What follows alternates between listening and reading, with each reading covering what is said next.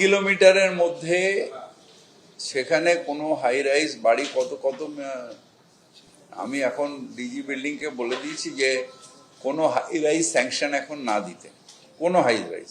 বড় হাই রাইজের ক্ষেত্রে অনেক সময় মিউনিসিপ্যালিটি দেয় না, সেগুলো পাঠিয়ে দেয় কেএমডিকেও বলা আছে।